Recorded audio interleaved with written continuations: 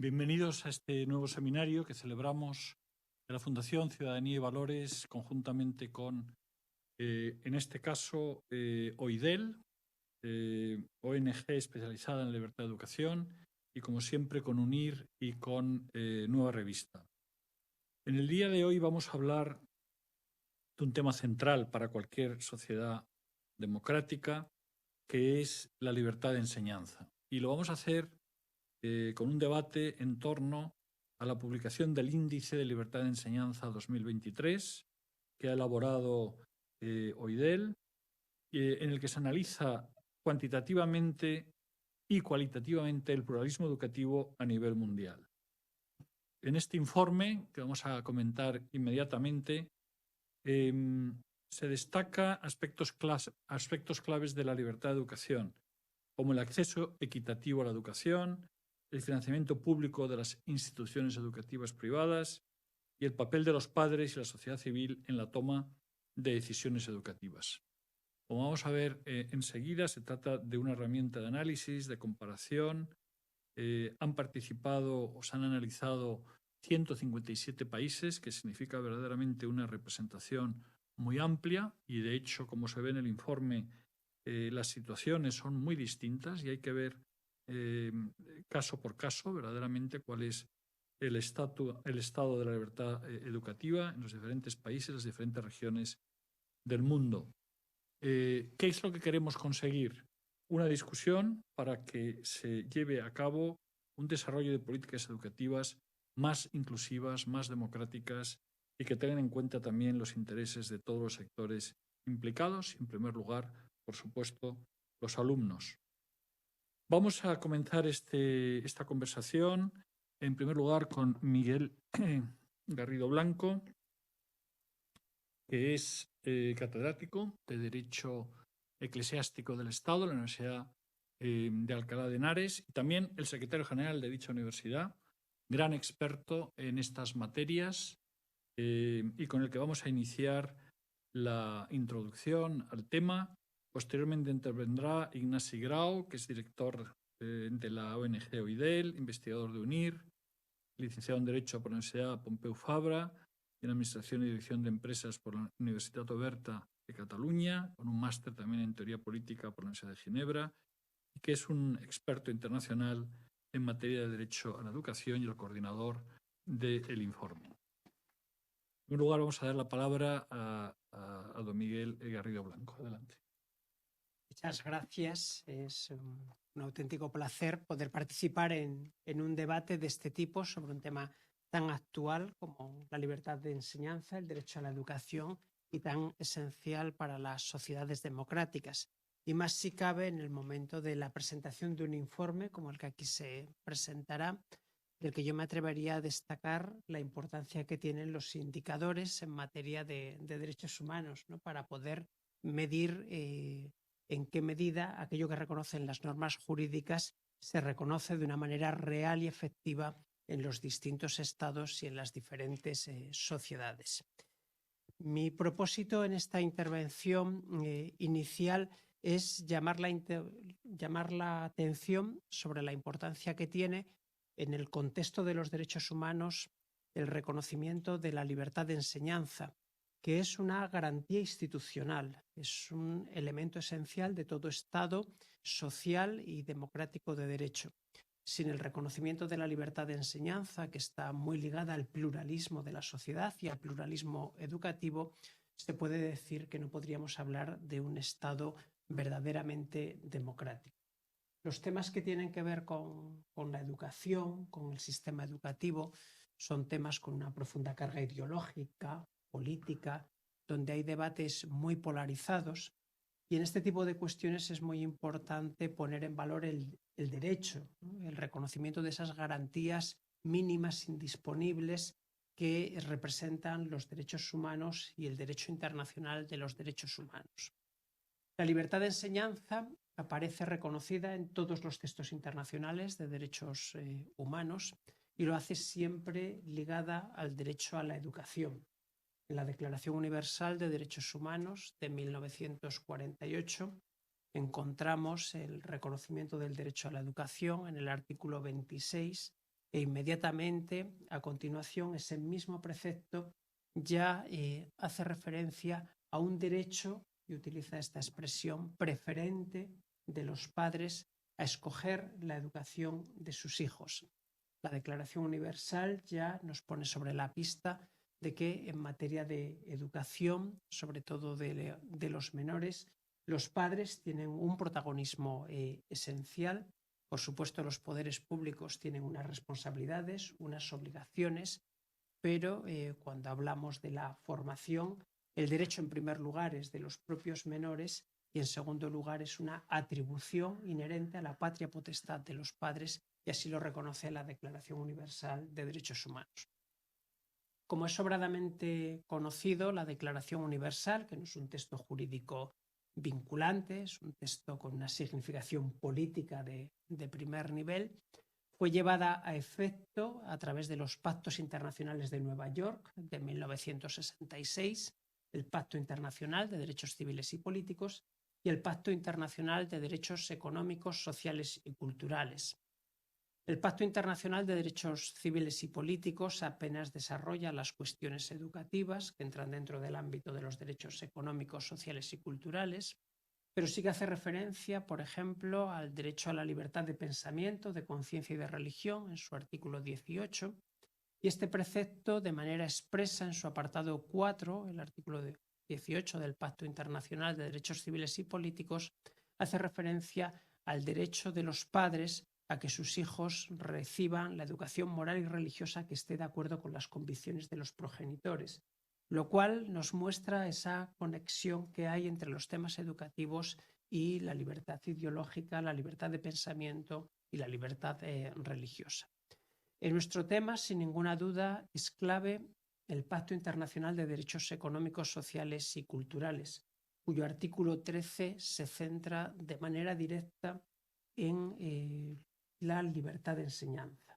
Tras reconocerse el derecho a la educación, expresamente se reconoce el derecho de los sujetos particulares de la iniciativa social a crear centros docentes privados.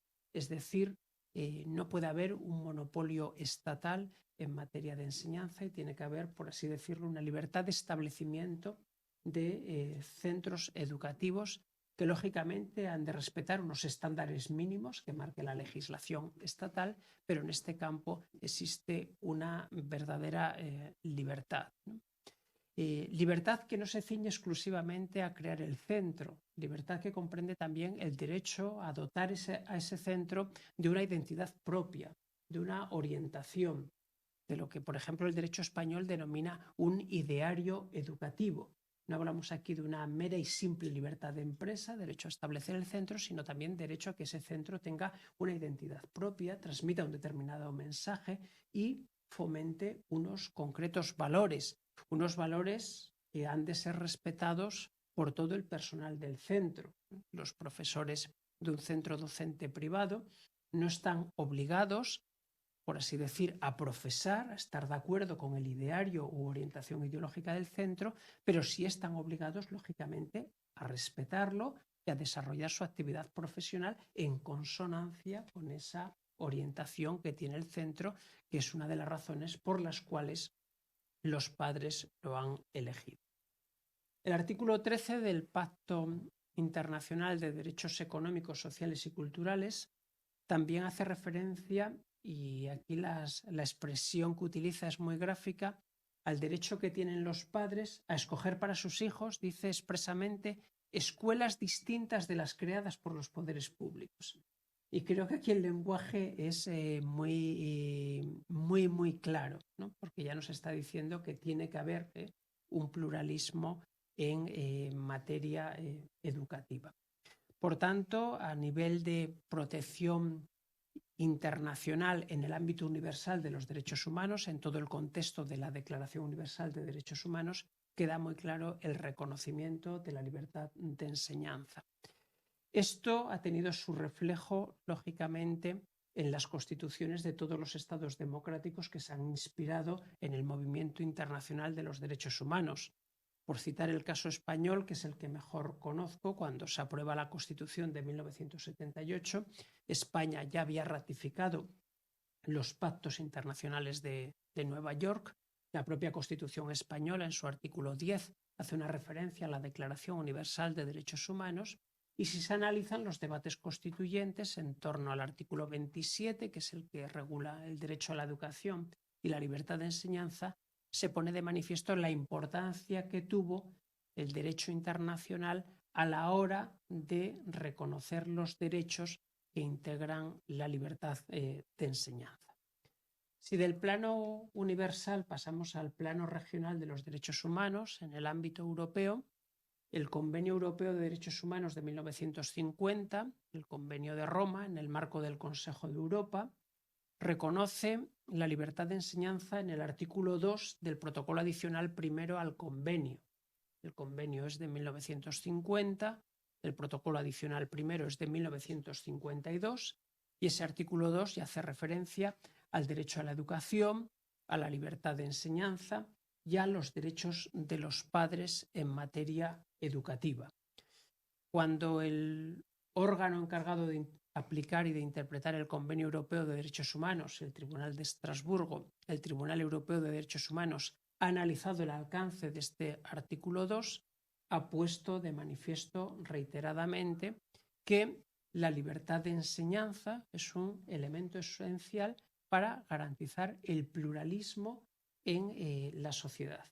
Libertad de enseñanza que en el ámbito del Convenio Europeo de Derechos Humanos implica también el derecho de los sujetos de derecho privado a crear centros docentes, a que la actividad desarrollada por esos centros docentes sea reconocida por el Estado y el derecho de los padres a escoger ese tipo de centros para sus hijos.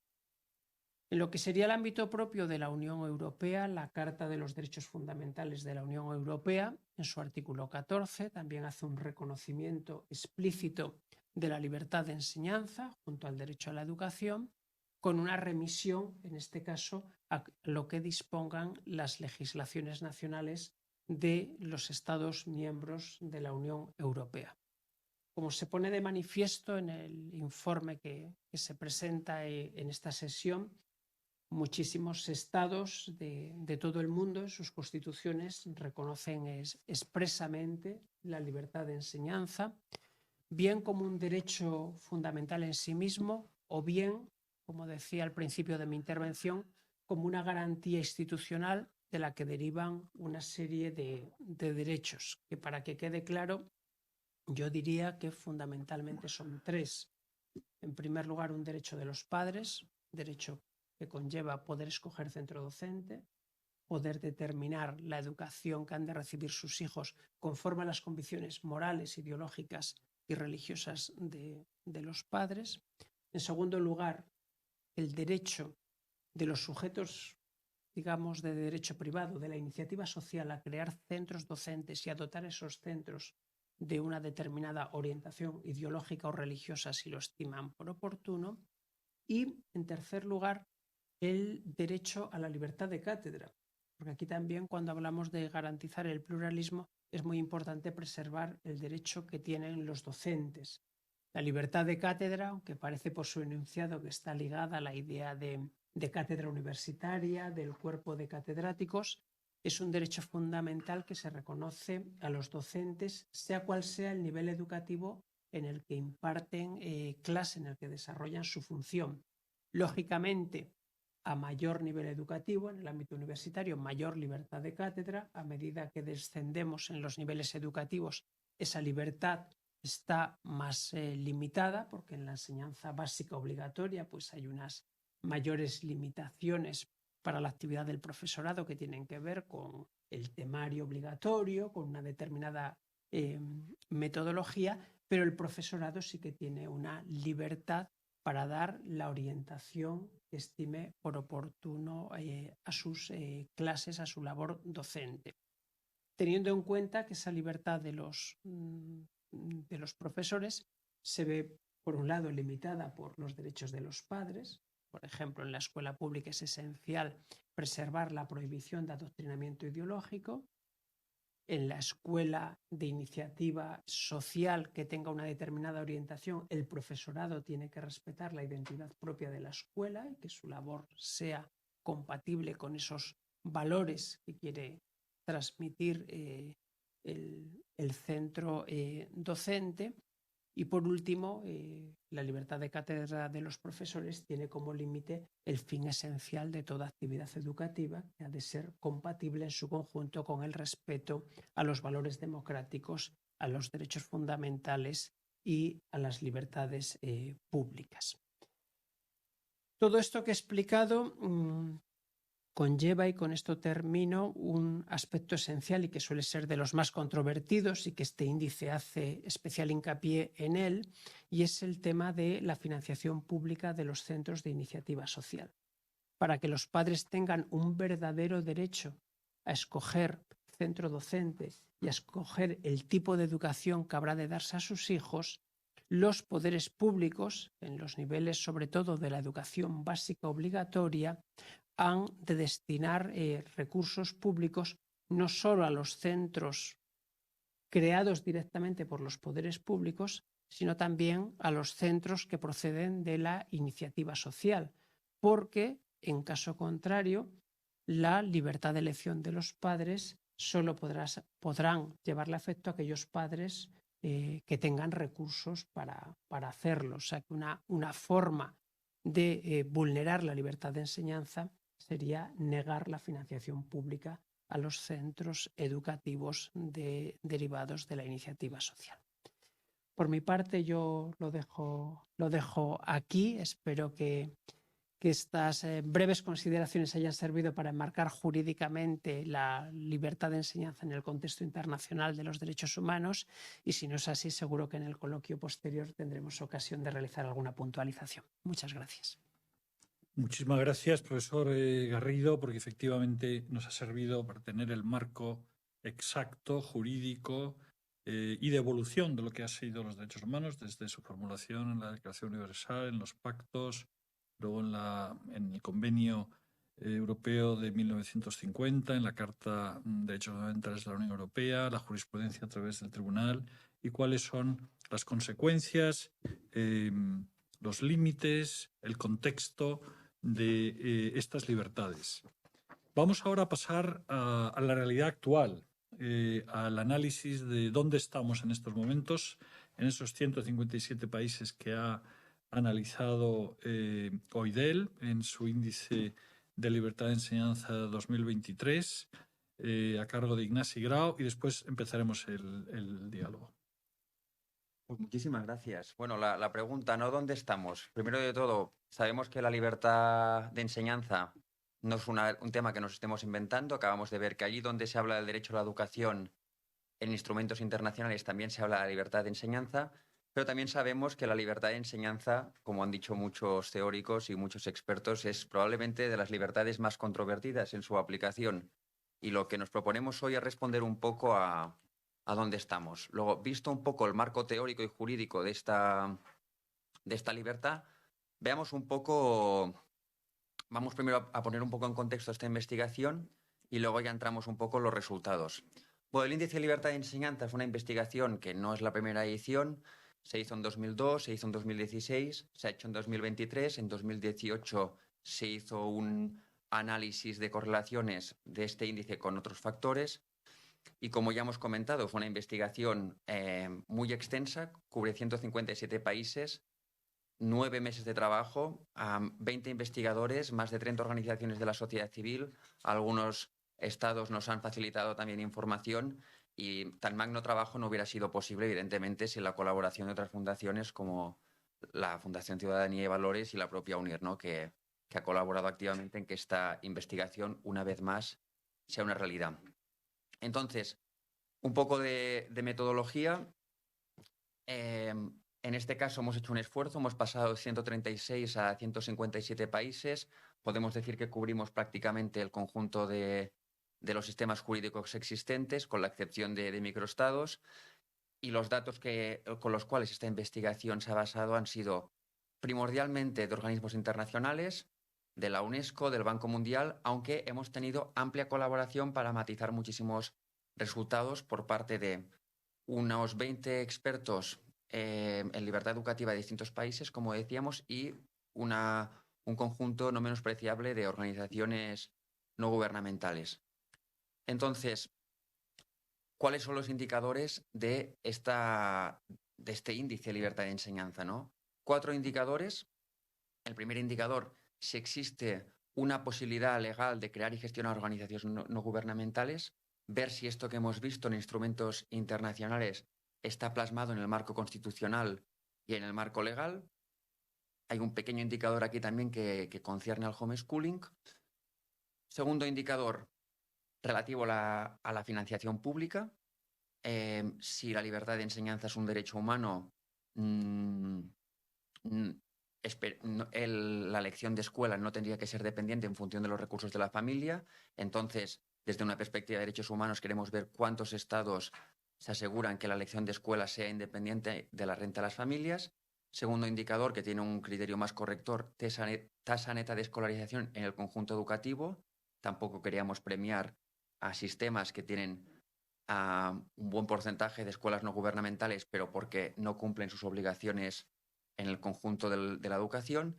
Y cuarto, la tasa de inscripción en escuelas no gubernamentales, porque podríamos encontrar países que tienen un marco legal que permite la existencia de escuelas no gubernamentales, que permite la financiación, pero con tasas muy bajas, lo que también nos mostraría que a lo mejor no están tan abiertos a estas libertades como podríamos pensar. Bueno, tenemos la fórmula aquí. Este informe está colgado en Internet. Esta fórmula la hicimos ya en su momento OIDEL con un conjunto de investigadores de la Universidad de Ginebra. Si os interesa la metodología, entrad ya sea en la web de Funciva o en la web de OIDEL, donde estos informes están colgados y podréis ver toda la explicación de esta fórmula. Pero pasemos ya a los resultados, a la chicha, que es a lo que a la gente le interesa.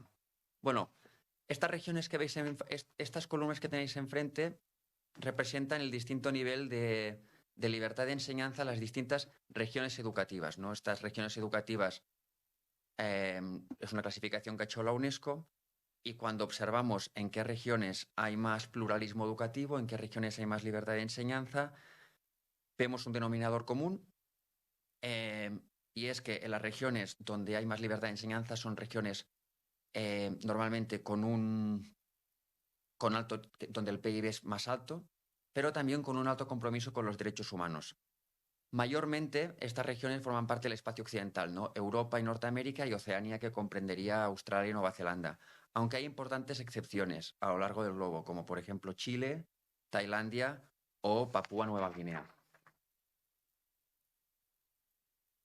Os voy a dar un poco de datos regionales sobre 2 regiones que nos interesan especialmente, como podrían ser América Latina y Europa. Sobre América Latina, ¿qué podemos observar si hacemos un análisis por países? Bueno, buenos ejemplos que vale la pena destacar. Chile, Perú y Argentina podrían ser los países del espacio de América Latina con unos mayores índices.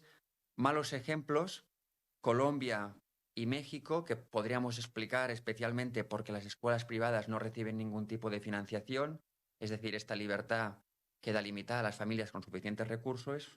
Y en América Latina, si hay un ejemplo malo por excelencia, es Cuba, ¿no? Donde, como veremos más adelante, esta libertad no está reconocida ni por ley.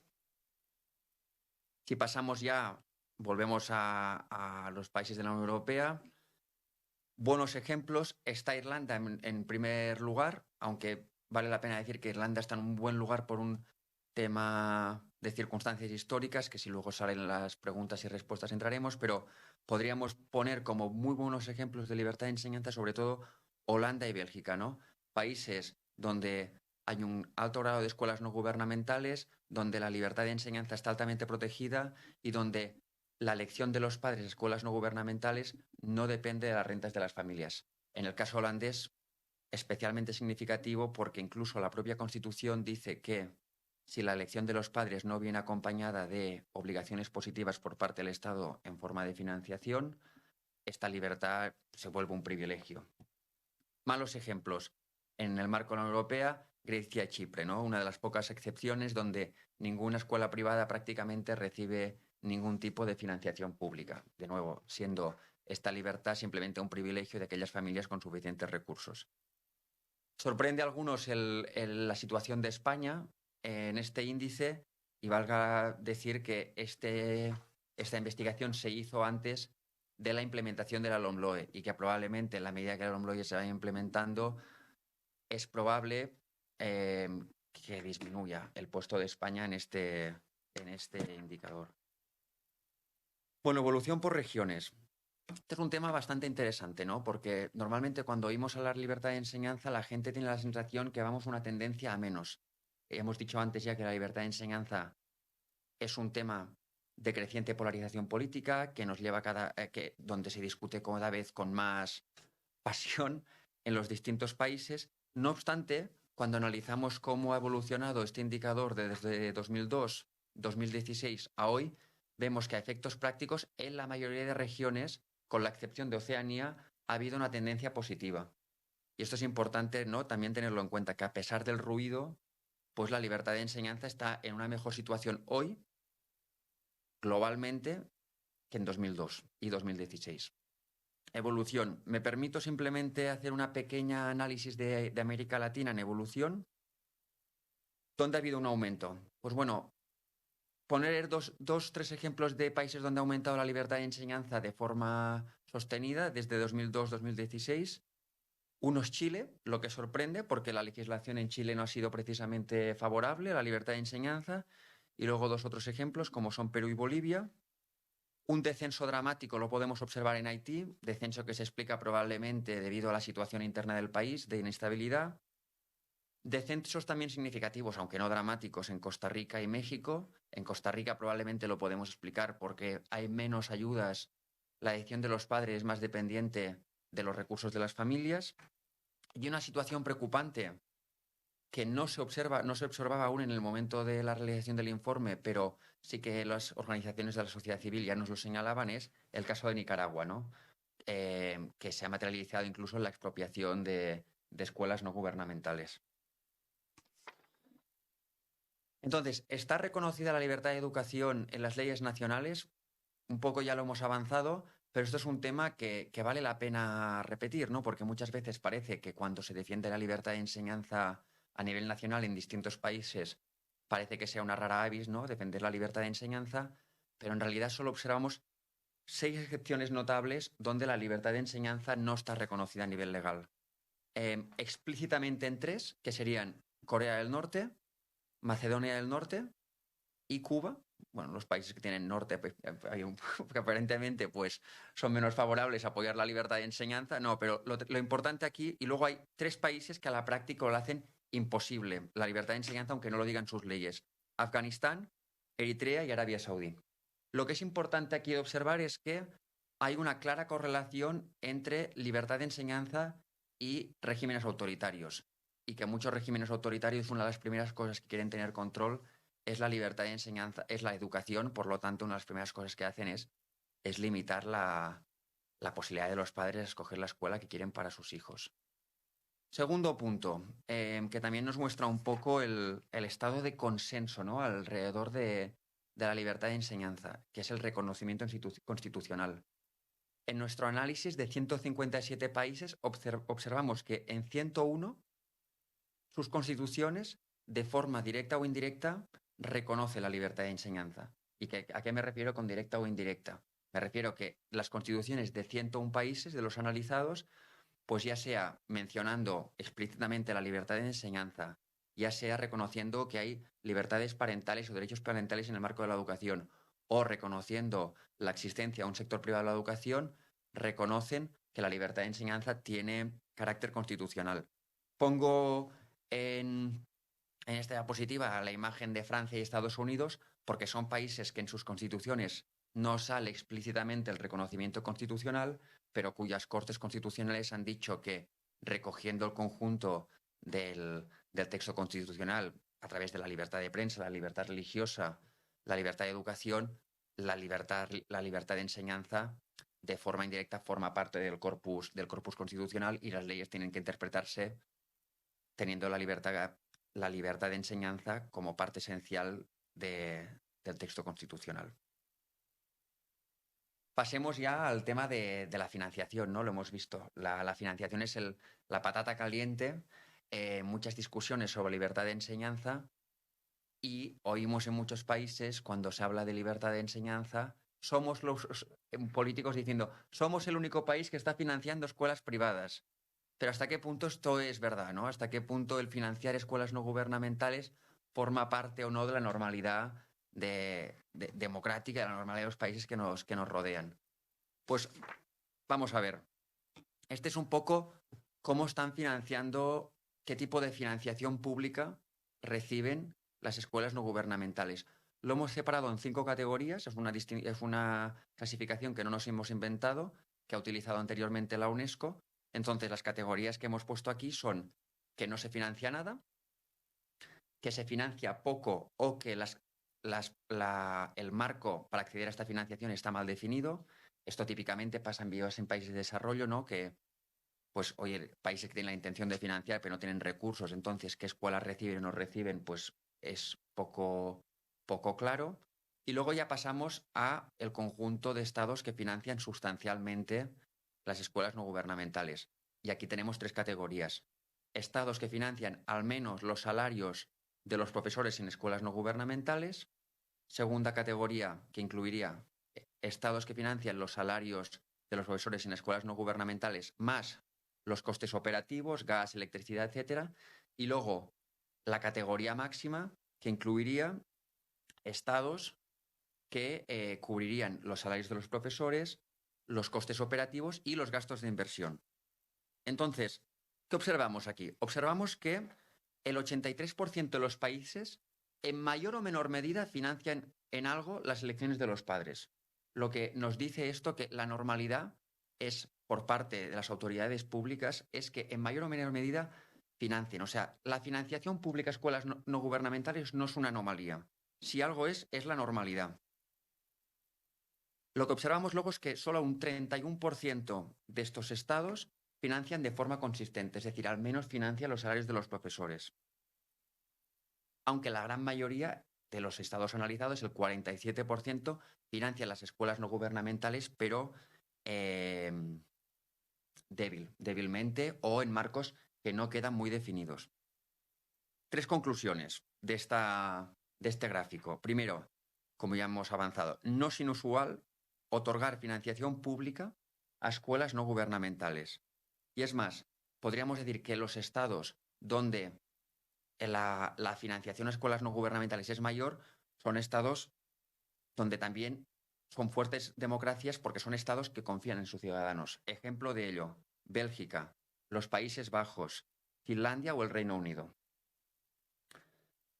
No obstante, también, de nuevo, podemos decir, la financiación a escuelas no gubernamentales de forma consistente no es una anomalía tampoco europea. Lo podemos observar en otros países del mundo, como podrían ser, por ejemplo, la República de Corea o Corea del Sur o Tailandia. Y en América Latina lo podemos observar en países como Chile o Perú. Es verdad que podemos ver una cosa, que es la segunda conclusión, que la mayoría de países que financian escuelas no gubernamentales son países donde el PIB es más alto, como es obvio. Y luego la tercera conclusión, que no la vemos en este gráfico, pero os la avanzo yo, la podéis encontrar en nuestro informe, es que a pesar del ruido político y mediático alrededor de la financiación de las escuelas no gubernamentales, la evolución desde 2002 y de 2016 ha sido positiva. O sea, hoy los países financian más las escuelas no gubernamentales que hace unos años. Bueno, pasemos ya a la evolución de inscripción de alumnos en escuelas no gubernamentales. Esto también es bastante interesante porque observamos y escuchamos en muchos países el dramático incremento de alumnos, el dramático incremento de la enseñanza privada. Bueno, la primera conclusión que podemos sacar de este gráfico es que no hay tal dramático incremento. Hay un incremento de alumnos que están yendo a escuelas no gubernamentales que, si lo analizamos en vistas de países, es de un 1,2% desde 2016, que en cualquier caso no podemos decir que sea dramático. ¿Dónde estamos viendo un mayor incremento? Pues lo estamos viendo en la India, que a lo mejor esto podría explicar este dramatismo, pero se localizaría muy localmente con un 28%, en Angola con un 12%, en Nigeria con un 12% y en Hungría con un 9%. ¿Qué explica este crecimiento en estos países? Bueno, en estos países, en los países en vías de desarrollo, donde hemos visto el mayor incremento, lo explicamos por el auge del fenómeno conocido como las low-fee private schools, ¿no? Escuelas muy pequeñitas que cobran algo al día y que ofrecen, o como mínimo da la sensación a los padres, que ofrecen más posibilidades de ascenso social que el sistema público implementado en estos países. ¿Qué explica el crecimiento en países en vías de desarrollo, en países desarrollados, como Hungría? Pues un mayor apoyo, que la decisión de las familias no dependa de su renta. ¿Dónde ha habido un mayor descenso? Pues me gustaría marcar 3 ejemplos. Bangladesh, con un 18%, Italia, con un descenso de un 6,4%, y luego el caso más paradigmático, que es Eritrea. Eritrea, ya sabéis, conocida para muchos como la Corea del Norte de África, donde ha habido una gran expropiación de escuelas religiosas y donde a efectos prácticos ha pasado de un sistema donde había un número no menospreciable de escuelas confesionales a un sistema completamente controlado por las autoridades públicas. En Italia se explica, según lo que nos dicen los miembros de la sociedad civil, a un poco apoyo por parte de las autoridades públicas, lo que hace que en un momento de crisis las familias que les gustaría acceder a escuelas no gubernamentales, al tener menos recursos, pues deciden quitar sus hijos y llevarles a un sistema donde no tengan que pagarlo. Bueno, homeschooling. Ya os he dicho, homeschooling es una parte muy pequeñita de nuestro informe, pero bueno, es una discusión en auge en muchísimos países, es un fenómeno en crecimiento, especialmente desde el COVID, y es un indicador que es muy complejo analizarlo, porque en muchos casos vemos homeschooling, pero la ley per se no dice nada. En muchos casos el homeschooling es legal, pero con un desarrollo legislativo muy indefinido. En algunos casos incluso vemos que el homeschooling no está permitido, pero vemos un número no menospreciable de familias que están educando a sus hijos en casa. Entonces, con toda esta imagen, esta es un poco la imagen que nos hemos quedado de la situación del homeschooling en el mundo. Vemos que más de la mitad, un 55% de países, es prácticamente inaplicable a educar tus hijos en casa. Vemos que en un 43% de los países el homeschooling es una realidad para muchas familias, amparada por la ley, y luego nos encontramos un 2% que no nos hemos atrevido a decir si sí o si no. Homeschooling. ¿Cuál es la situación en el mundo aparte de todo esto? Bueno, está claramente un fenómeno de polarización en las discusiones educativas a lo largo del mundo. También hemos visto mucha jurisprudencia en este sentido desde 2016. ¿Qué países han decidido permitir que las familias puedan educar a sus hijos en casa? Pues podemos poner ejemplos como Serbia, como Bulgaria, como El Salvador o el Panamá. O sea, es interesante porque lo vemos en países muy diversos. Pero también vemos países donde han hecho el homeschooling o lo han restringido o lo están haciendo prácticamente imposible. 4 ejemplos de ello: Francia, Suiza, Uruguay o Guatemala. Pero si hay 2 ejemplos claros paradigmáticos de la discusión de apertura y clausura del homeschooling, estos serían Brasil y Estados Unidos. Estados Unidos es un país donde el homeschooling ha explotado desde el COVID. Algunos indicadores hablan de un aumento de un 8%, y no simplemente ha explotado, sino que ha sido bandera de por muchos políticos en muchos estados en vistas a ganar elecciones, ¿no? El otro contracaso, ¿no?, sería el de Brasil. Brasil es un estado donde el homeschooling existía como realidad y, no obstante, lo que hemos visto es que se ha legislado fuertemente contra el homeschooling, siendo un tema de actualidad y también de mucha polarización política. Bueno, podríamos decir mucho más, pero también queremos dejar un poco de tiempo para la discusión. Si os interesa, estos informes, como ya os he dicho, están en la web de Funciva, están en la web de OIDEL, pero me gustaría irme con 3 conclusiones, ¿no? Creo que si nos vamos con estos 3 mensajes hoy, yo he hecho mis deberes. El primero es que la libertad de educación hoy, a pesar del ruido, está ligeramente mejor posicionada que en 2016. Esto es un mensaje de esperanza para los padres. Segundo mensaje: existe claramente una creciente polarización en los distintos ámbitos de la libertad de enseñanza. Tradicionalmente, muy ligado a la financiación, pero también cada vez lo vemos más en temas curriculares.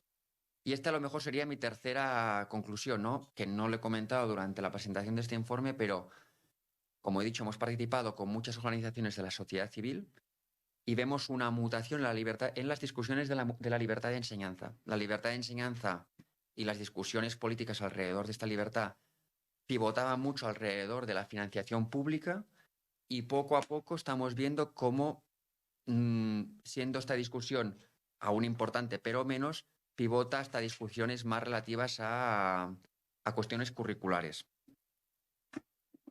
Bueno, es importante también decir, ¿no?, que la libertad de enseñanza, como vemos, tiene muchos outcomes positivos. Hemos visto que la libertad de enseñanza, para empezar, está vinculada al fortalecimiento de nuestras democracias, pero no obstante, también, y con esto quiero concluir, OIDEL y FUNCIVA, dentro de su compromiso con los derechos humanos, no se comprometen con la libertad de enseñanza por un tema de resultados positivos, sino porque forma parte, como nos ha mostrado muy bien Miguel, del corpus esencial de los derechos humanos, que es un tema sobre el cual nos parece que no se puede discutir. Bueno, muchísimas gracias.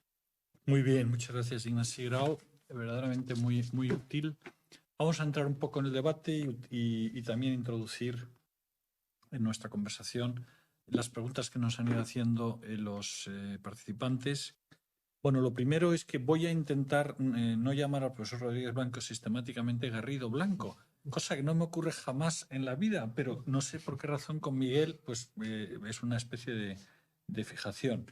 Me disculpo, en todo caso, Miguel, sabes lo que aprecio el trabajo que haces. Vamos a ver, acceso, calidad, libertad de educación, ¿no? Temas fundamentales.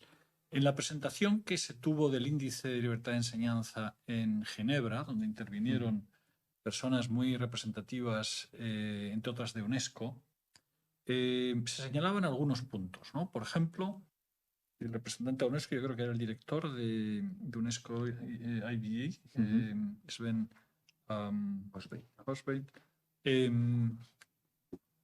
se argumentaba que UNESCO no considera que necesariamente haya una relación entre la financiación pública de escuelas de iniciativa social y la mejora de la calidad de la educación, una mayor igualdad, etcétera, ¿no? Bueno, quizá deberíamos primera línea de conversación es hay un deterioro de la escuela pública en prácticamente todo el mundo. Por tanto, hay un mayor interés, como estamos viendo, de los padres por la escuela privada. Por otra parte, hay un debate ideológico de fondo sobre el pluralismo y qué significa el pluralismo. Estamos de acuerdo en que, en principio, todas las escuelas públicas o privadas deberían de tener un mínimo de educación, digamos, en valores democráticos o en valores de construcción de la sociedad como comunidad y, por tanto, en los países donde hay sistemas democráticos, sin duda también en valores democráticos. Pero ahí entramos en el tema del adoctrinamiento, ahí entramos en el tema de los límites a ese mínimo básico que se puede exigir. Son muchos temas, pero el punto un poco que conecta todas estas cuestiones es quizá el tema de acceso y el tema de calidad, ¿no? ¿Cómo garantizamos estos dos puntos? Quizá, profesor Rodríguez Blanco primero y luego Ignacio.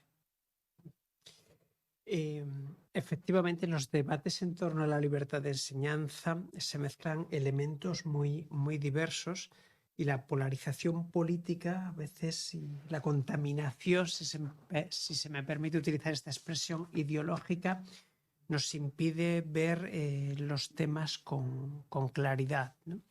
A mí me parece que es esencial poner el acento, y así lo hace la Declaración Universal de Derechos Humanos, y los textos jurídicos tienen carácter simbólico, pero también tienen una labor de pedagogía que es muy importante, ¿no?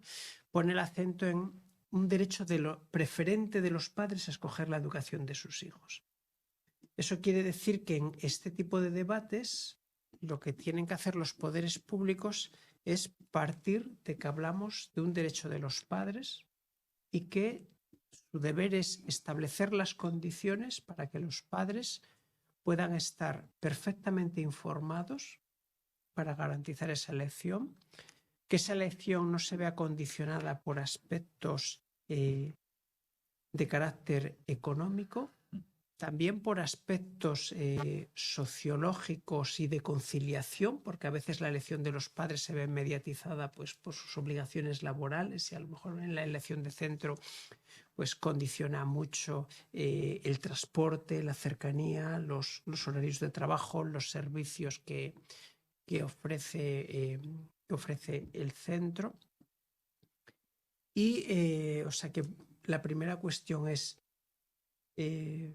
poner en valor la capacidad de elección de las familias para que sea una elección en libertad y perfectamente informada y que no se vea condicionada por aspectos económicos, lo cual conlleva confiar en las familias, no querer mediatizarlas ni imponerles su decisión desde los poderes públicos.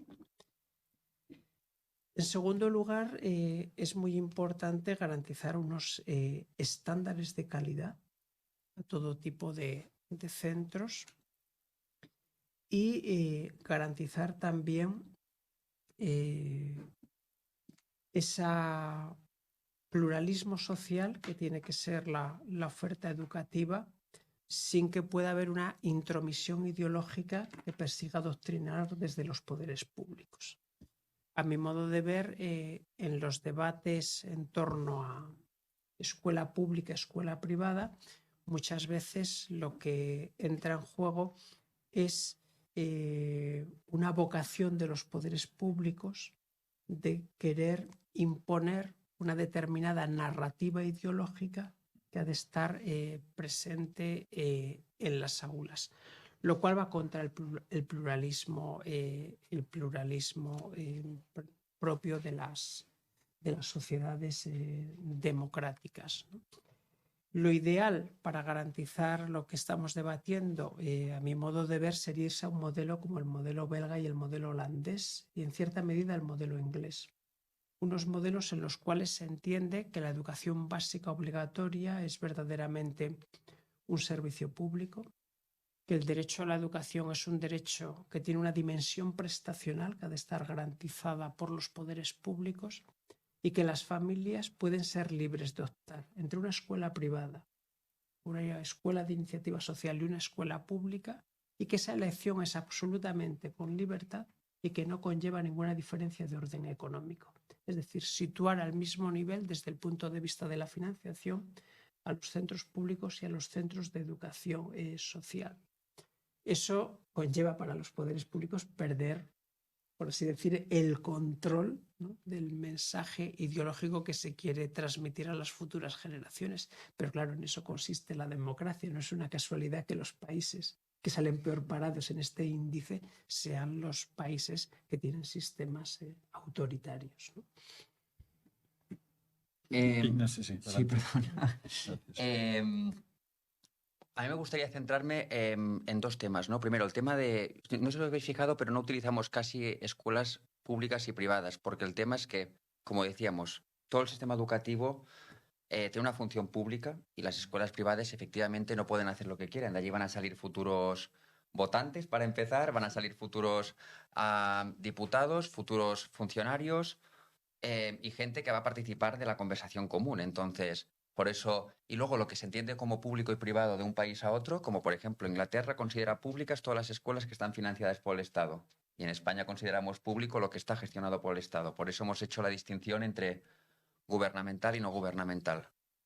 Pero hablemos de calidad, ¿no? Para mí calidad es un punto que se habla mucho y al final esta discusión nos viene muy condicionada por el informe PISA. Pero si tenemos esta conversación desde un enfoque de derechos humanos, que es donde tenemos que tener esta conversación, me parece, el fin primero de la educación es el libre desarrollo de la personalidad. O sea, una parte muy importante es que los alumnos sepan quiénes son. Y esto, a día de hoy, es mucho más complejo que hace unos años, en un sentido que estamos en sociedades cada vez más plurales, que donde descansa la verdad, la bondad y la belleza en las distintas familias, pues es diverso. Es por eso que incluso vemos en declaraciones de la UNESCO que la noción de calidad va muy ligada a la noción de identidad. Y por eso también el Comité de Derechos Económicos, Sociales y Culturales dice que una educación de calidad tiene que ser adaptable y aceptable para las familias. Entonces, yo creo que es de este marco que hay que tener la discusión de calidad. Entonces, los niños tienen que saber quiénes son, crearse una identidad. Mucha gente ha dicho que la solución de esto es la neutralidad, pero yo siempre me gusta recordar la frase del filósofo canadiense Charles Taylor, ¿no? Que la neutralidad en educación esconde muchas veces la hegemonía cultural. Entonces, ¿por qué la familia aquí puede ser el actor interesante? ¿No? Muchas gentes dicen que lo que tendríamos que empoderar, el interlocutor, tendría que ser la comunidad. Pero la comunidad, cuando se le da la capacidad aquí de ser el único interlocutor, en realidad lo que hace es cristalizar una realidad que es mutable. Y los judíos no pueden cristalizarse, ni los católicos, ni las distintas comunidades. Y es más, la gente tiene múltiples identidades. Entonces, la familia aquí me parece que se le da unos derechos en cuanto a unos responsables. Y la familia aquí es un actor muy interesante, ¿no? Porque una familia son dos padres, para empezar, que tienen esta responsabilidad con identidades que pueden ser diversas. Una familia puede mutar, puede pasar de religiosa a secular, de izquierdas a derechas. Y esta familia no tiene la escuela de su comunidad, sino que tiene una pluralidad de escuelas y piensan, oye, ¿a qué estamos dispuestos a asumir y a renunciar y asumir en función de lo que somos? Y en ningún caso, y es importante, la familia tiene derechos en cuanto a responsables. El Estado confía en que la familia va a poder tomar las mejores decisiones para la creación, para que este niño se forme una identidad. Y esta identidad, de nuevo, no es una realidad cristalizada, que va muy ligada a la idea de los mínimos, porque dicen, también oímos mucho, ¿no? La libertad de enseñanza obliga a los niños a pensar de una forma distinta. No, al contrario, permite a los niños salir al discurso público, salir a la plaza pública y negociar en pie de igualdad, especialmente los que forman parte de minorías, quiénes son, qué les gusta, qué no les gusta, y está funcionando al punto de que vemos mucha gente que ha ido a escuelas no gubernamentales que hoy va en contra de estas propias escuelas no gubernamentales y al revés. Entonces, yo creo que este es el marco que tenemos que tener de la calidad. Y en segundo punto, el tema también de la calidad de la evaluación, que es una reflexión ya a nivel más macro. Sabemos cómo estamos a nivel educativo en Occidente por PISA.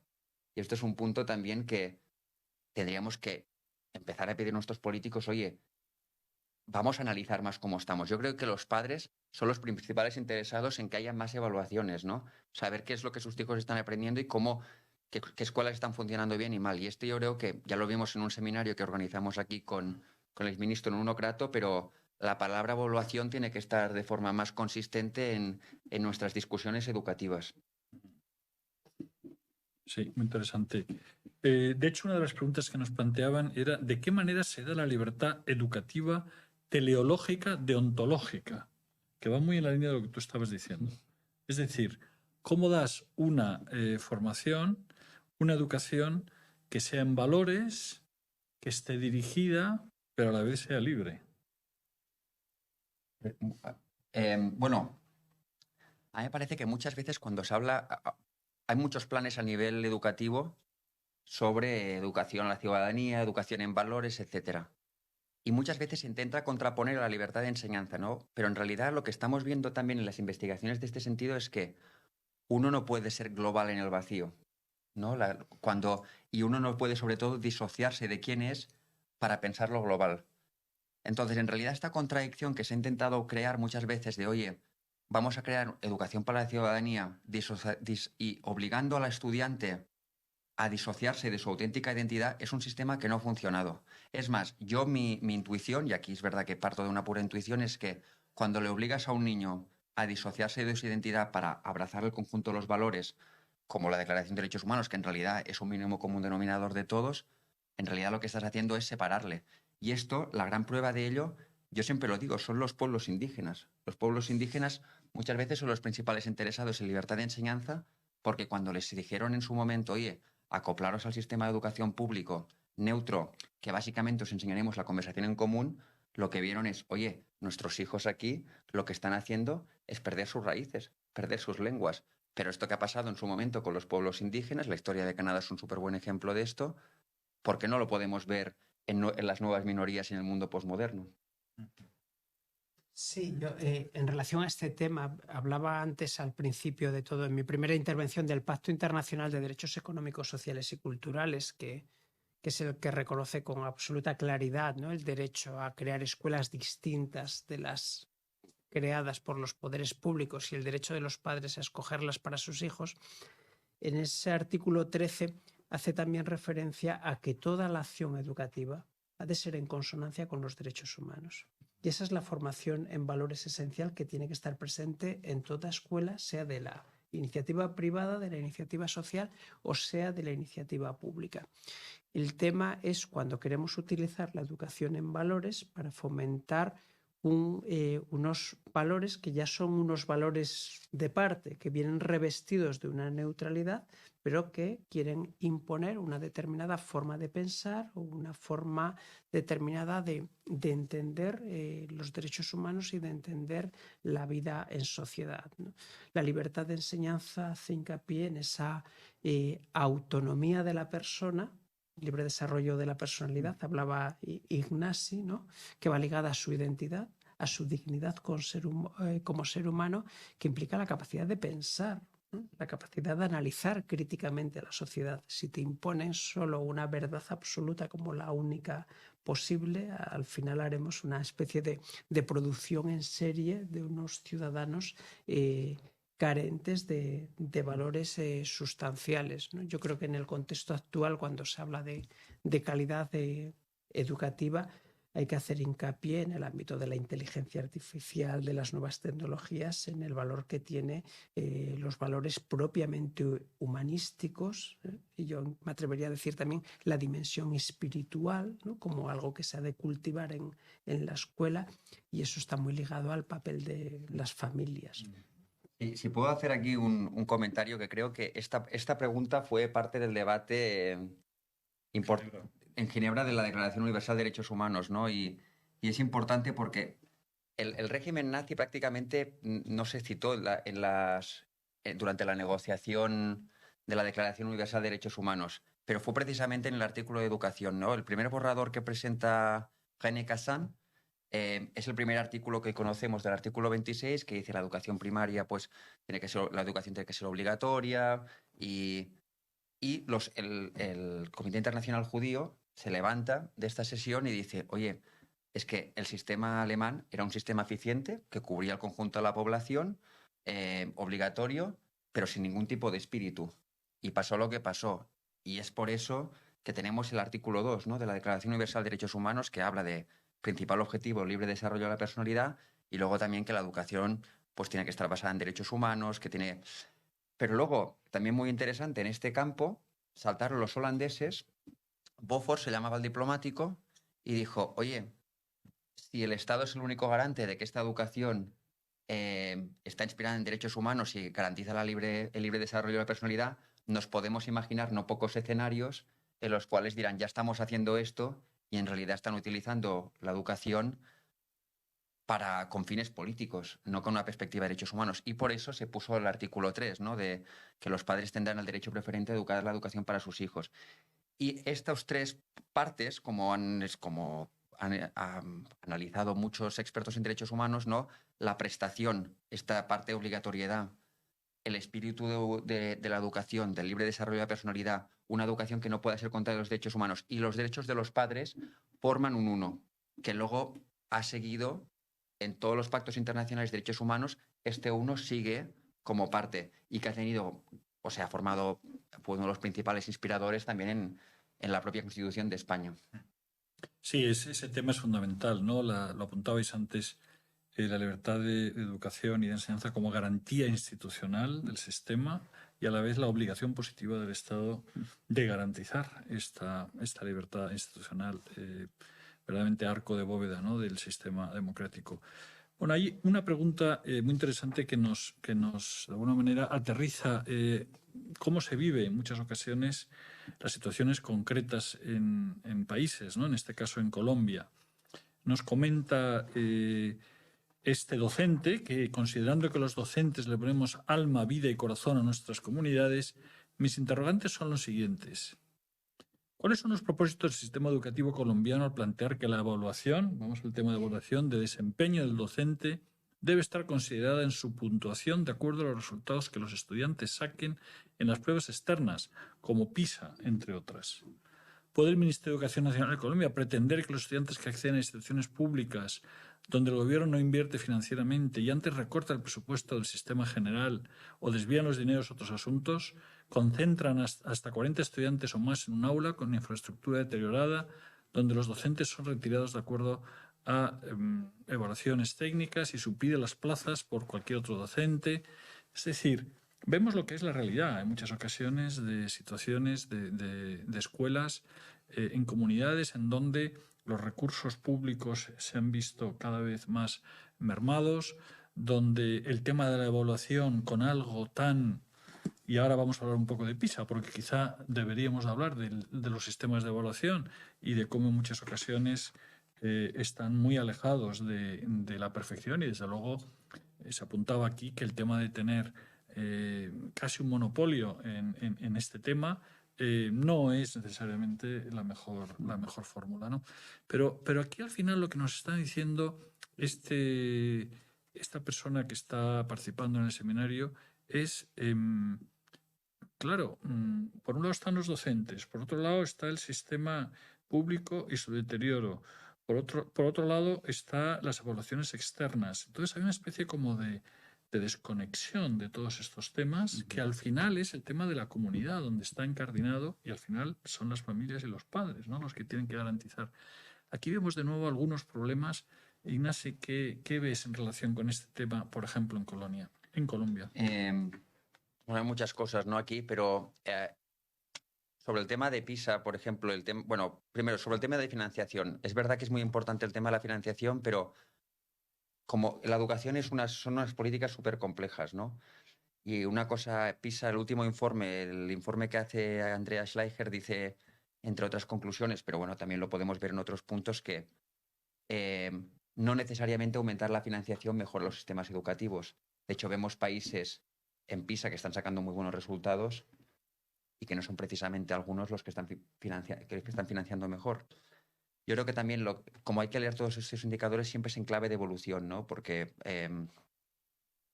lo importante, o sea, evidentemente habrá escuelas que sacarán peores resultados, pero también porque tienen un conjunto de alumnos en una situación más desaventajosa. Entonces, más que quedarnos en la foto, siempre lo importante es la evolución. Del mismo modo que no estamos culpando a un médico que se le están muriendo muchos pacientes, porque a lo mejor le han tocado pacientes muy complicados en un periodo concreto, ¿no? Y yo creo que el tercer punto, ¿no?, de la idea de, a día de hoy, en muchas discusiones políticas alrededor de la educación, hay como cierta suspicacia alrededor de la figura de los padres. Y es verdad que los profesores tampoco están en su mejor momento, ¿no? No se les está tratando... Pero una cosa a mí que me parece muy interesante del último informe PISA es que dice que cuando los padres están involucrados en la educación, los niños cuyos padres están involucrados en la educación sacan mejores resultados. Me enseñaron un estudio una vez que decía, normalmente los padres con rentas más altas, los hijos sacan mejores resultados porque tienen información privilegiada, les pueden ayudar, pero había una excepción de niños cuyos padres no tienen rentas muy elevadas y sacan muy buenas notas, que eran los hijos de profesores de primaria y secundaria, ¿no? Yo todo esto lo digo porque me parece que es importante repensar la educación, tanto el sistema público, pero también el sistema privado, pero el sistema público desde una perspectiva de crear marcos de diálogo y no de competición entre padres y profesores. Que esto a veces puede pasar por la formación de padres, pero también, oye, que no haya como... Y también de políticas públicas, ¿no? Y esto también pasa, nos creeremos que los padres son importantes y cuando nos fiemos de sus decisiones, en cierto sentido. Sí, Miguel, te dirijo una de las preguntas quizá para que sigamos con la conversación. Dice, ¿cómo fomentar el debate sobre la relación de la libre enseñanza y la calidad democrática en los sistemas educativos de países con tintes autoritarios y con altos retrocesos educativos e inclusión? ¿Por qué medios incidir en esos diálogos? Yo creo que la mejor forma de incidir es desde la teoría general de los derechos humanos, y comparar, por ejemplo, el derecho a la educación y la libertad de enseñanza con otros derechos fundamentales. Cuando surgen los derechos humanos, surgen con una idea de autonomía, autonomía de la persona frente al Estado. El derecho a la educación y la libertad de enseñanza ya son derechos de tercera o cuarta generación y muchas veces se pierde la esencia de lo que representan. No sé, en materia de derecho a la participación política, veríamos como un contrasentido que solo hubiera partidos políticos oficiales, ¿no? O que los poderes públicos impusieran cuáles son las opciones que los ciudadanos pueden elegir, o en materia de derecho a la libertad sindical, o en materia de derecho a la libertad religiosa, donde el derecho se garantiza desde una plena autonomía de la sociedad civil y esa libre autodeterminación del individuo. ¿Por qué en materia de libertad de enseñanza tiene el Estado, ¿no?, que pretender imponer unos centros, los centros de iniciativa pública, los centros creados por los propios poderes públicos, como unos centros cuasi obligatorios, limitando la libertad de elección a aquellas personas que se lo pueden permitir? Si nos vamos a la esencia de los derechos humanos, partimos de la plena autonomía e independencia de las familias, ¿no? Eso creo que es esencial, ¿no?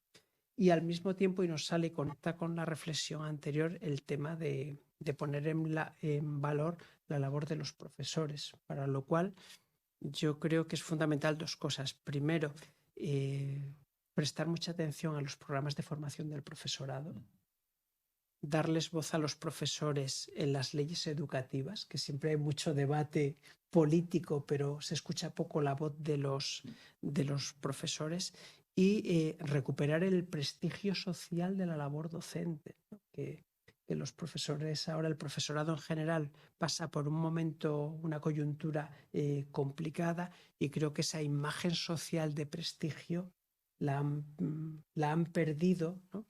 Y a veces, como se transmitía, ¿no?, la pregunta que se nos ha hecho llegar, ¿no?, esa presión que tiene el profesorado por los resultados de evaluación, de una evaluación externa, quizá muy formal, ¿no?, sin prestar atención a la realidad cotidiana que viven en el aula, ¿no?, que yo creo que es algo esencial. Otro tema que se nos plantea, que nos plantean y que sin duda está también en el centro del debate actual, el tema del esfuerzo, ¿no? La situación en Latinoamérica, en especial aquí dice en un país determinado, los jóvenes y niños tienen muchas facilidades de pasar el año sin ningún esfuerzo, ya que las leyes les permiten hacerlo. ¿Qué se puede hacer para poder exigir un mayor esfuerzo en sus estudios? Y esto lo vincularía al tema de la autoridad, ¿verdad? Bueno, para mí venimos de años de constructivismo en el marco de la educación, donde ha importado mucho más los marcos, la pedagogía, que los contenidos. A mí una cosa que me sorprende mucho en discusiones educativas es que hablamos poco del currículum. ¿Qué tiene que aprender un alumno? ¿A qué edad tiene que aprenderlo? Y esto lo veo sobre todo a nivel macro, ¿no? Cuando a veces en discusiones con los organismos internacionales, incluso a veces cuando se habla de currículum es casi de tipo terapéutico, ¿no? O sea, la educación tiene que servir para solucionar problemas que propiamente no son los de la educación, como la cohesión social o incluso el cambio climático. Que no digo que tengamos que pelearnos contra el cambio climático, pero no sé si el aula es donde tenemos que poner todos nuestros esfuerzos, o si cuando hablamos de currículum puede ser el único punto de discusión.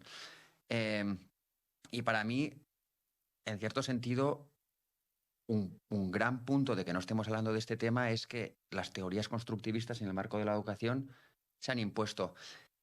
Y las voces alternativas a esto, muchas veces que se canalizan a través de la libertad de enseñanza, pues han sido como señaladas como, bueno, de tradicionales, etc. Un punto para mí que es muy significativo es las lecturas obligatorias a lo largo de la educación secundaria, ¿no? Un investigador me enseñó hace poco, él había analizado las lecturas obligatorias en educación secundaria. Y es espectacular, ¿no? O sea, cómo ha bajado el nivel de lectura en el conjunto de Occidente, ¿no? Y esto repercute también en el nivel cultural.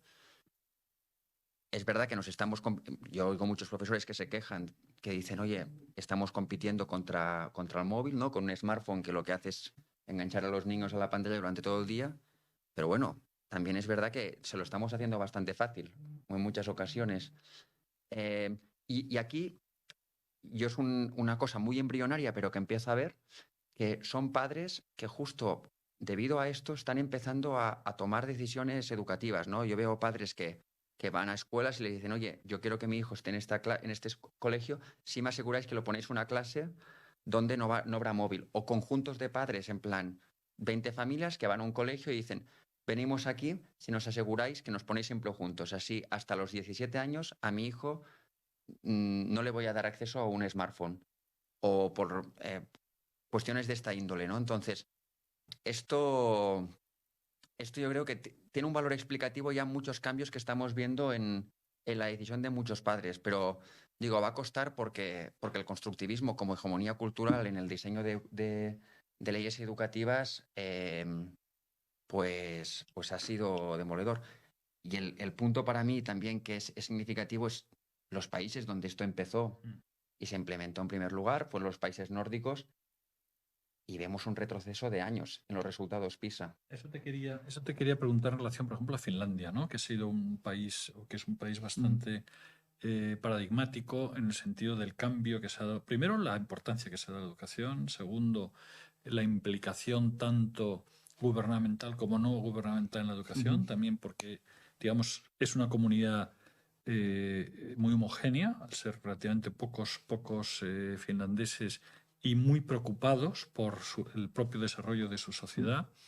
¿Y qué es lo que ha ocurrido allí en el tema, en el mundo de la educación? ¿Cuál ha sido la experiencia de la evolución en Finlandia? O sea, bueno, Finlandia, para empezar, en tema de libertad de enseñanza me parece un país muy interesante porque el marco para abrir escuelas es bastante, o sea, tienen mucha confianza en los padres y es fácil abrir escuelas no gubernamentales, hay financiación y no hay un porcentaje alto de escuelas no gubernamentales porque los padres están contentos con el sistema público, ¿no? Y no tienen miedo que los padres pueden escoger, pero allí hay una cosa que es verdad que para mí es un ejemplo, que es que el profesor tiene la autoridad, sobre todo moral y pública, ¿no? Como podrían tener los médicos a lo mejor en España, ¿no? La gente tiene en cuenta lo que dicen los profesores. Recuerdo una contra La Vanguardia que le preguntaban al Ministerio de Educación cómo es que se había hecho la carrera diplomática y decía, ¿por qué no pude entrar en la Facultad de Educación? Que explica muy bien un tema que funciona, pero es verdad que en el momento que yo, y esta ya entró más un poco en terreno de opinión personal, pero en el momento que en los países nórdicos la idea de verdad, de una belleza objetiva, pues entra en cuestión, el tema de que lo importa y que la verdad se la puede construir uno, no hay una verdad objetiva, hace que predominen sistemas pedagógicos constructivistas, en el que cada uno, ya sea en trabajos en grupo, en buscando por internet, pues se diseña su propia respuesta a problemas complejos.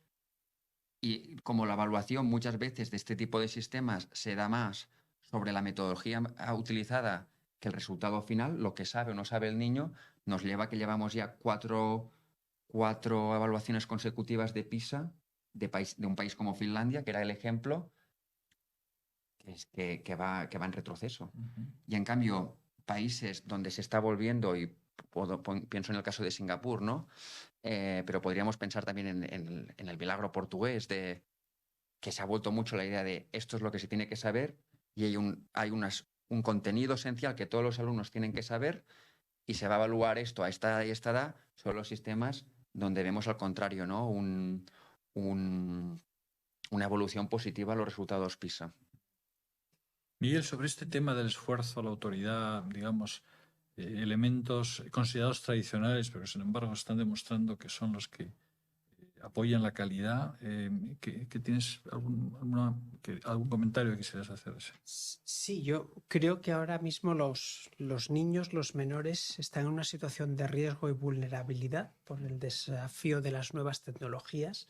Cualquier niño hoy, a partir de los 10 años, básicamente, pues ya tiene un smartphone y tiene todo un mundo de posibilidades que, por ejemplo, nuestras generaciones no teníamos, con todo lo que eso implica de distracciones, de pérdida del tiempo, de desorientación. Y creo que eso se une también la tendencia en muchas familias, desgraciadamente, a veces no por dejadez, sino por otra serie de compromisos que tienen, sobre todo en el mundo laboral, de la idea de soltar a los niños en el centro educativo, entendiendo que el centro se tiene que ocupar de todo, como decía Ignasi, no solo de la formación, sino también del desarrollo social del menor, de sus problemas mentales, de inculcarle su compromiso medioambiental y de una serie de tareas y de funciones que van más allá de la labor estrictamente formativa.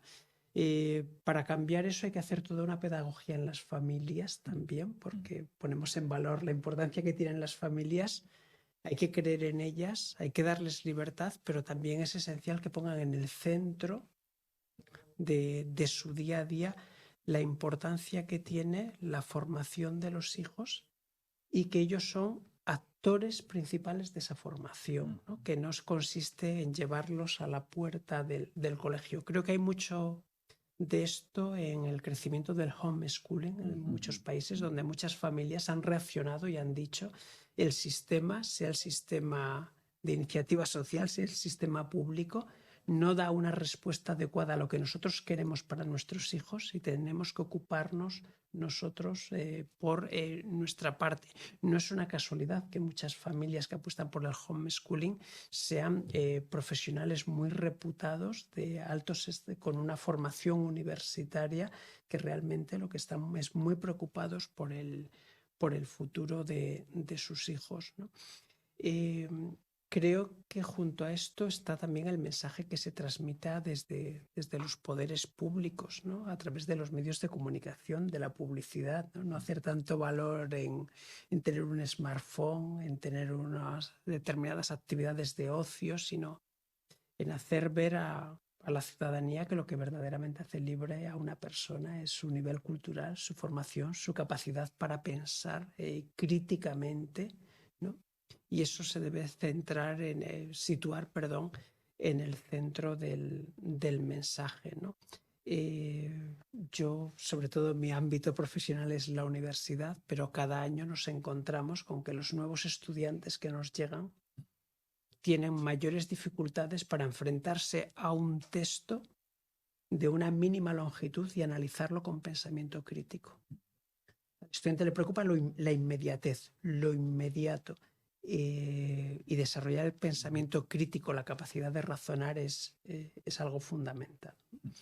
Quería yo efectivamente tratar al final el tema de la educación en el hogar, ¿no? El homeschooling. ¿Cuál es la experiencia? Primero, ¿cuáles son los números? Entendemos que Estados Unidos es el país donde más se ha desarrollado hasta ahora. No sé qué puede significar en estos momentos. En algunos estados parece que empieza a ser significativo. ¿Qué resultados está teniendo? ¿Qué experiencias? Me imagino que algunas positivas, otras menos positivas. ¿Genera, digamos, un alejamiento por parte de los alumnos frente a todo lo que podamos ver de positivo, pues de lo que pudiera ser un marco general, digamos, de valores en la sociedad? Crea personalidades un poco menos integradas, o al revés, gracias a estos valores que se transmiten a través de los padres, lo que se produce son personalidades más maduras, más integradas, con capacidad crítica. ¿Cuál es la experiencia que existe? Bueno, la verdad es que el jueves me voy a Inglaterra porque me han invitado a dar una conferencia sobre esto en la Conferencia Internacional de Homeschooling, y hubiera dado mejor respuesta volviendo de allí. Pero mi experiencia es que el homeschooling también es un fenómeno bastante nuevo en los números que tenemos hasta hoy, ¿no? O sea, y sobre todo en el marco americano. Y también la idea de homeschooling, para mí, que lo que he descubierto en estos últimos años es que la idea de homeschooling entendido como unos padres o una madre o un padre que dejan su trabajo para educar a sus hijos es parte de homeschooling, pero no es lo único. Entonces, ¿a qué me refiero con esto? Una cosa que estamos viendo es que muchos padres en sitios donde no pueden permitirse la educación privada que quieren para sus hijos, pues dicen, oye, yo soy químico, tú eres físico, yo soy historiador, a mí me encanta la literatura, y aparte pues nos reducimos la jornada. Y uno tiene, por ejemplo, una granja, ¿no? en Iowa, no hay y unen recursos para educar a sus hijos. Y en realidad lo que estamos viendo es un fenómeno que en Estados Unidos se llama microschooling, pero que opera bajo la forma de homeschooling, ¿no? Y esto es un fenómeno que también para mí es de las variables explicativas que tiene el homeschooling. Entonces, las realidades sociales. Tuve la suerte de participar en un seminario justo, debate sobre esto, y la verdad es que no hay conclusiones claras en ese sentido. No hay gente que lo tiene clarísimo, que estos niños no se están socializando, pero luego hay gente que dice que justo se están socializando mucho más porque también es una preocupación la mayoría de los padres, ¿no? Que hacen homeschooling, oye, yo quiero que mi hijo tenga sus amigos, tenga su espacio de socialización, y de hecho vemos niños que aparte de homeschooling pues hacen tenis, música y el grupo parroquial. Entonces, no es como mi grupo del cole, ¿no? Que a veces son realidades también que pueden cristalizar mucho. Entonces, yo creo que estamos, como tantas realidades del mundo de hoy que son nuevas, se está desarrollando investigación para tener conclusiones, pero aún no podemos llegar a ninguna conclusión clara. Y para mí el segundo punto, ¿no? Porque mucha gente tiene miedo al homeschooling por realidades como la que has dicho, ¿no? Oye, incluso, oye, el homeschooling se está utilizando para fines que no son propiamente educativos. Yo creo que no podemos prohibir realidades como el homeschooling cuando a veces lo que hay es una dejadez del legislador. Oye, si el homeschooling se está utilizando para que los niños no eduquen, a lo mejor lo que hay que hacer es desarrollar un sistema de inspección mucho más profundo para estos padres. O si dicen, es que el homeschooling se está utilizando para violar los derechos de los niños. No, pero es que aquí hay una legislación penal también. Lo que hay que hacer es a lo mejor pues tener un plan también para que los padres, que esto sí que lo puedo afirmar, que han hecho esto, pero que son una auténtica minoría, pues se les castigue del mismo modo que se castiga a los padres que abusan, que vulneran los derechos de los niños en otros marcos. Y este para mí es el tema, la auténtica discusión de la educación, ¿no? ¿Cómo garantizamos libertades en un marco de derechos? Que parece muchas veces que es un juego de suma cero, ¿no? O uno u otro, cuando en realidad lo que tenemos que hacer es como la libertad de prensa, ¿no? La libertad de prensa puede tener outcomes negativos, puede permitir discursos racistas, pero no nos planteamos limitar la libertad de prensa, sino crear un marco donde la gente que vaya a publicar cosas no puede utilizarla para violar los derechos de otros. Pues lo mismo en la libertad de educación y en concreto en el homeschooling. Esta idea del microschooling me parece particularmente interesante, es decir, que hubiera por parte de los padres un compromiso aliándose o agrupándose con otros padres mayor con la educación de sus hijos, que fuese de alguna manera adicional a lo que se recibe en los centros de educación oficiales, sean gubernamentales o no gubernamentales. Eso tendría un sentido, es decir, que verdaderamente hubiera, y además aprovechando las habilidades, los conocimientos que puedan tener unos u otros. Incluso si esto se iniciara a un nivel, digamos, básico, es decir, unos complementos educativos que pudieran ser pues una vez a la semana o 2 veces a la semana, es decir, no haría falta... Bueno, es que es así en realidad como opera muchas veces, ¿eh? O sea, hay un sistema aparte que se está haciendo en Estados Unidos que es ESA, que permita a los padres, bueno, esto se podría desarrollar más, pero permita a los padres llevar a los hijos a la educación pública, y esto, mucho homeschooling también se da en este marco de yo llevo a mi hijo a la escuela pública por estas asignaturas y, por ejemplo, yo le doy muchísima importancia a la lengua o a la física y a la lengua y quiero que mis hijos lean clásicos ya y esto lo haremos en casa, un grupo de padres que nos lo trabajaremos mucho. Y esta realidad, pues mira, esta intuición felizmente en algunos estados de Estados Unidos ya se está dando y a mí una cosa que me ha impresionado de algunas familias es gente muy joven con un nivel de lecturas impresionante. O sea, gente que a una edad en España, una cosa que parece casi imposible, un niño de 10 años que se lea la Divina Comedia, como pasaba en Italia, bueno, aún es lectura obligatoria, pero es verdad que la han pasado un poco más adelante, pero niños a edad muy joven que han leído, por ejemplo, la Divina Comedia con un auténtico control de los textos, ¿no? Sí, parece que tiene sentido y que debe ser una tendencia que se desarrollará en el futuro, ¿no? El suplemento educativo que pueden dar los padres y los padres asociándose, aliándose para este tipo de iniciativas, que lo vemos desde el punto de vista de las humanidades o lo vemos desde el punto de vista, digamos, de la formación general, pero puede también tener mucha relación con, por ejemplo, quitar el miedo para la enseñanza de las matemáticas, ¿no? Hacer la enseñanza de las asignaturas STEM, que son no tan tradicionalmente difíciles, pues pedagógicamente más accesibles, ¿no? Es decir, puede haber puede haber una serie de habilidades o de que son más difíciles, curiosamente, de desarrollar en los colegios y, sin embargo, a través de las familias. Y eso volvería también a las familias, devolvería a las familias pues ese compromiso mayor, ¿no?, con la educación de sus hijos. Me parece un desarrollo interesante. Bueno, vamos a ir acabando y quizá enlazando con algo que decía antes Miguel, que era el asunto de la formación crítica, ¿no? Al final, este es un punto en donde creo que pueden converger opiniones muy distintas, ¿no?, dentro de esa polarización ideológica, dentro de ese debate en relación a la educación que hemos vivido y que estamos viviendo, dentro de eso que se suele llamar las batallas culturales. Hay un punto, un espacio común de encuentro que es la educación en la racionalidad crítica, ¿no? Yo creo que eso es algo en donde se pueden encontrar puntos de vista muy distintos y en realidad constituye uno de los elementos, a mi modo de ver, básicos, como bien apuntado antes el profesor Rodríguez Blanco. Bueno, no sé si queréis comentar alguna cosa más que nos hayamos dejado en el tintero, los pocos minutos que tenemos antes de acabar. Miguel. Bueno, yo quizá cierro con una experiencia personal porque he tenido la fortuna de comprobar el modelo inglés el año pasado, donde estuvieron mis hijos, y comparándolo con el español, hay aspectos positivos, aspectos negativos, por supuesto, pero un aspecto muy interesante era el diálogo permanente que había entre el centro educativo y las familias, y la implicación que había de las familias en el centro, invitadas por las autoridades educativas para dar esa dimensión cultural a la educación, para fomentar verdaderamente una convivencia en un marco de pluralidad, ¿no?